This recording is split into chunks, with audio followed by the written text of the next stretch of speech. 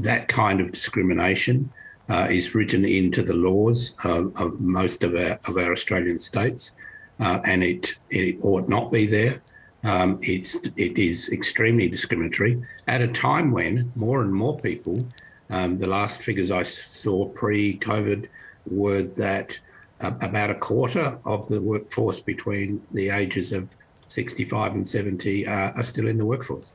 And so is it your understanding that states and territories are moving to change their legislation to make sure that workers' compensation does in fact cover older workers, given that we are seeing mature age workers being encouraged to stay on and provide a longer contribution to the economy? Regrettably, we're not seeing that change. As I said, what we're seeing are states adjusting the age from 65 to 67, but we're not seeing them deal with the kind of discrimination that was highlighted in this week's media story about this 70-year-old woman who might get her medical needs addressed, and that most of the state legislation allows for that, but either they don't get income compensation, or they get, as in this case, a fixed limited amount of 1 year. And the assumption here, and I note that the New South Wales government response on this story talked about retirement age. I need to tell the New South Wales government that there are no retirement ages, except for very specific people like judges, where it's written into their legislation. What we are talking about is the age of eligibility for the age pension. And who says that there's anything wrong with working well beyond the age of the age pension? That's just, if you like, the minimum age at which most people are going to stop working, because that's going to be a significant proportion of their retirement income. Would you call this ageism? And do you think that this problem being highlighted this week will deter mature age workers from working longer?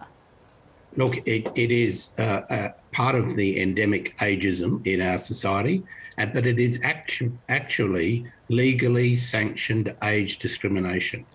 Legally sanctioned age discrimination by the states and territories, because they're showing no imagination about how you might otherwise work out what kind of compensation someone who could reasonably be expected to be employed for some years it needs to be compensated for. And as I said, it's based around a fiction that we have a retirement age. Retirement ages have been abolished. They're actually illegal. There's a pension age. Why should we base our laws about compensation for things that happen to you at work around the pension age?